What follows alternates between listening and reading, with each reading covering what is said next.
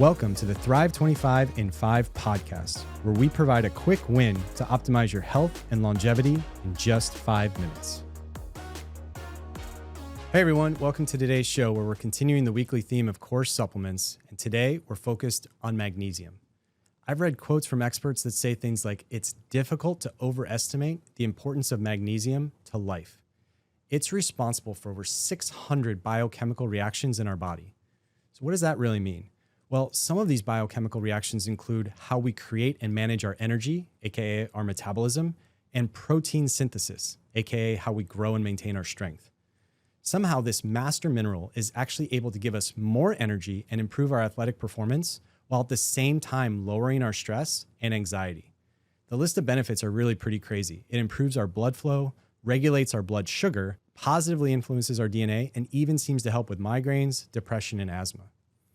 Now, what's interesting are the two main reasons why pretty much all of us are deficient in magnesium.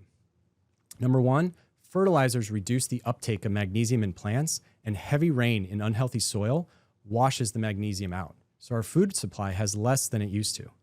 And number two, the recommended daily allowance, or RDA, from the government was created during World War II to prevent soldier malnutrition, not to optimize our health. Plus, this RDA is based on weight. It was last updated in 1997, assuming men weigh 166 pounds. Today, that average is 196, and women were assumed to weigh 133 pounds, when today the average is 168. So when the RDA comes out with their recommendation, it simply isn't enough. We should be shooting for 500 milligrams for women and 600 milligrams for men.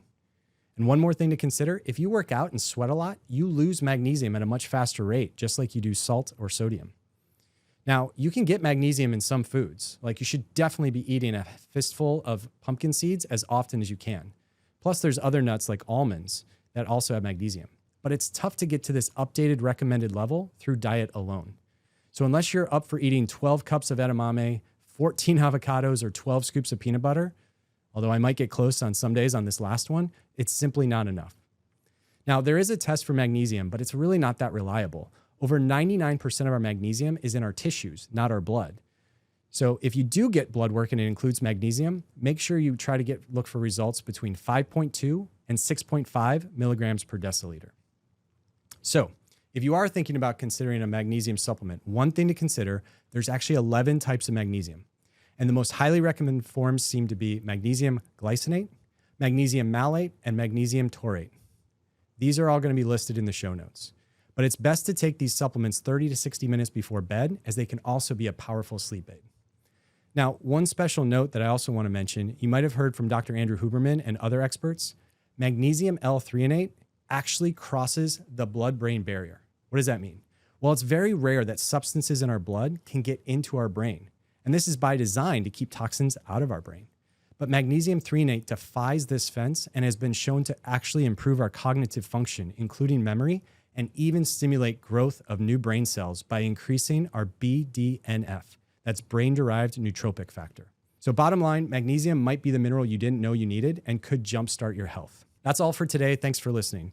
Don't forget to subscribe and tell this podcast to your friends and family and colleagues, really anyone who cares about their health and longevity.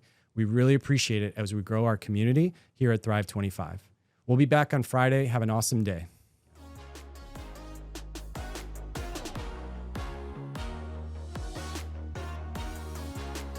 While we strive to provide informative and inspiring content, the information shared in this podcast is for educational and entertainment purposes only and should not be taken as medical advice.